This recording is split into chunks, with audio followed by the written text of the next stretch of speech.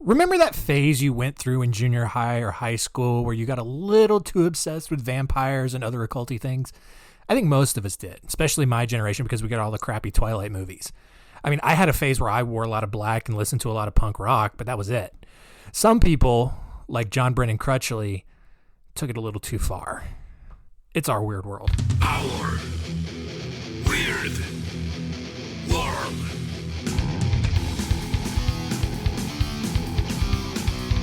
Welcome to Our Weird World. I am your host, John Henson, and today I'm going to tell you one of the lesser-known stories out there, but one that is still just head-scratchingly weird. If you've ever wondered what it was like to be a vampire as an adult, you're going to learn today. It's story time.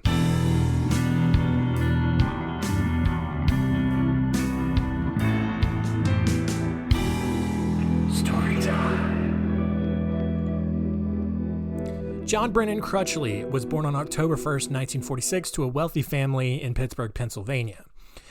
His mother, however, was hoping that John had been born a girl because the Crutchley's daughter, Donna June, had died the year before in a freak bean flicking accident. This story, I guess it's too late to give you a spoiler here, but this story flies off the rails real quick. Donna, in an attempt to kind of learn more about her body, as young girls do, inadvertently lodged a glass tube inside of her bladder. And as doctors, tried to remove it from her body, she died from circulatory collapse right there on the operating table. Now, I'm only about 80% sure that that's what actually happened. The sources on that were a little sketchy. I do know Donna June existed and that she died in 1945.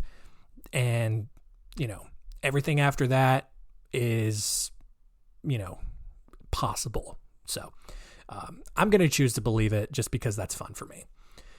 Meanwhile, for the first 5 years of John's life, Mildred forced him to dress like a girl. She and John's father also just beat him several times, including burning his fingers whenever he did something bad. And that's obviously not a good recipe for a stable adulthood. But despite the rough upbringing, John excelled in school, and he eventually graduated with a degree in physics from Defiance College in 1970. He got married to a girl named Maud, and that's when things started going downhill. John became increasingly paranoid, and he thought that people in the radio station where he worked right out of college were out to get him. And I don't know if, that's really all he kind of said about it. I'm not sure if they were out to get him in the sense that they were going to kill him or if they were just going to try to hurt him or cost him his job or whatever. But so he started bugging various rooms around the station to eavesdrop on the other employees and hear their conversations. And when his boss found out, he fired him. So John and Maud then got divorced shortly after he lost his radio job. And a few years later, after bouncing around from various jobs and in various relationships, he was living in Fairfax, Virginia in 1977 when he met Deborah Fitzjohn. And those two weren't around each other very much, mainly because Fitzjohn disappeared shortly after they, started a relationship together.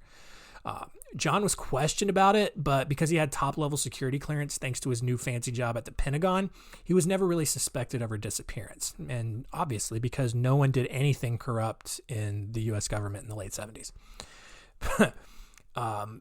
But partially because there was so much corruption going on in the 1970s, John actually was able to just start selling drugs on the side because it was fun for him and he could get away with it. He also joined a sex club, which introduced him to all sorts of things like bondage, group sex, and other just super kinky things. And while he was in this group, John met a nurse who introduced him to vampirism, which, that's probably the last group of people you want knowing how to be vampires. She taught John how to take blood from patients using needles, and she even told him how much blood you could actually take from someone at one time without killing them. And then she also showed him the spiritual side of vampirism and, talked about how drinking blood could purify him and atone for his sins. John thought all of that was totally cool. Like nothing weird about that at all. And he was totally bought in. So in 1983, John got a new job with NASA and moved down to Malabar, Florida. And at that point, in the 6 years that he had met, was it 6 years? Yeah. In the 6 years that he had met that nurse and gotten super into vampirism, he had remarried to someone else and had a child. And, although people kind of thought John was kind of weird, they never really suspected him of doing anything, illegal. And probably because that's just how most people in Florida act. Everyone's just kind of weird. Well, in November 1985, John's wife and his son went up to Maryland for Thanksgiving. John stayed back in Florida, just, coming up with an excuse that he had to work. And one day while they were gone, John was driving home from work on his lunch break to go pick up a notebook. And he saw this hot little college girl hitchhiking along the side of the road. John pulled over, picked her up, offered to take her wherever she needed to go, as long as he could stop at home first to get that notebook. So the girl agreed, and they drove back to John's house, and he invited her in, but she said no. Smart. And so John just got out of the car, went back around to the trunk, and then he grabbed a rope and choked her unconscious. So really the smart decision would have been not getting in the car, but, hindsight's 20/20. Sometime later, the girl woke to find herself tied to the kitchen countertop and just surrounded by all kinds of lights and cameras. And that's because John was about to come out and record himself raping her. And then once he was done with that, he stuck several needles into her arm and wrist and extracted her blood. And as if that wasn't traumatizing enough for the poor girl, he then drank it right in front of her. It's just weird. When he was done with all of that, John untied her, handcuffed her, and then threw her in the bathtub, where he politely informed her that he would come back later for more rape and blood drinking. And after a second and third round of this, the girl was finally able to break out of the bathroom window, even though her arms and her legs were still bound. And she just, I don't know if she was hopping or just kind of doing the worm, down the road. Details were scarce on that. But eventually a truck driver found her naked and took her to the hospital. Once she arrived at the hospital, doctors discovered that she was missing nearly half of the blood that was supposed to be in her body. But thanks to the girl's great memory, she knew exactly where she had been taken and who her attacker was, and a search warrant was immediately put out. Short time later, police showed up at John's house with a SWAT team, and the group instructed one officer to sneak around to the side of the house. But in an attempt to be as sneaky as possible, a passing car, the headlights startled him, and he jumped into the bushes so he wouldn't be seen. And when he jumped into the bushes, he landed directly on top of John, who was subsequently hiding in the bushes trying to spy on the cops. And because it was Florida, I guess, and because their entire cover had been blown, the SWAT team and the police just packed up and left. Like, they didn't, they were just like, oh, man, sorry. I don't know what's going on here. We'll see you later. Don't worry about this. We're done. And so a few hours later, police returned with a search warrant, and they properly arrested John by pulling him through the screen door. And then, because I guess they had to, they started searching the house and found 72 index cards outlining names and characteristics of women that John had stalked and raped over time. And they took that as enough evidence to take him and put him in jail. In June 1986, John pleaded guilty to kidnap and rape charges as part of a plea deal to drop the grievous bodily harm that came with draining the girl's blood. He was sentenced to 25 years in jail with 50 years of parole. But because, again, our justice system's really stupid sometimes, John was released after 11 years for good behavior.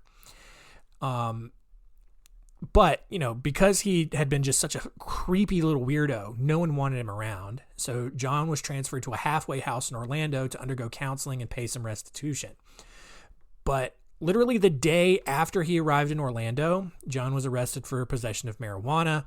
And because that was a violation of his parole, he then received a life sentence because Florida has a 3 strikes law, and that was it. So John was done after that point. When he arrived, but here's and you think at that point that the story's over. It's not. When John got back in prison, somehow officers found that John had 13 piercings on his nether region. And one of those piercings allowed him to put a padlock on his dick, which, and apparently, according to reports, it was more like a third leg, which, so gross. He claimed, and we obviously they had to ask him about this, and John claimed that the padlock was a symbol of his faithfulness to his wife, who had divorced him almost immediately after he was arrested for, draining that girl's blood. Well, these are the type of endings that I like in these stories. On March 30th, 2002, John was found dead in his cell at the Hardy Correctional Institute with a plastic bag over his head. The cause of death was reported as autoerotic asphyxiation, which, if the first story about Donna June was true, makes him the second Crutchley to die from masturbation.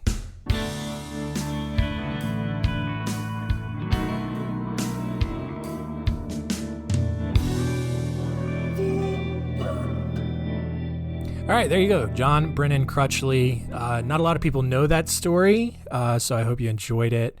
One of many Florida stories that will be coming in this podcast. Just as if you didn't know, Florida's just a weird place.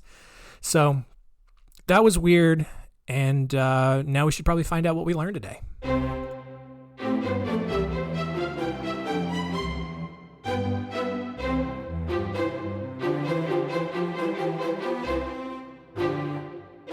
What did we learn? Number one, if your parents made you dress up like the opposite sex, like we learned with Carol Cole, chances are pretty high that you're not going to end up as a good person. Number two, regardless of what many teenagers think, I guess there is such a thing as too much masturbation. And number three, this is probably goes without saying, stay away from people who think it's cool to drink blood.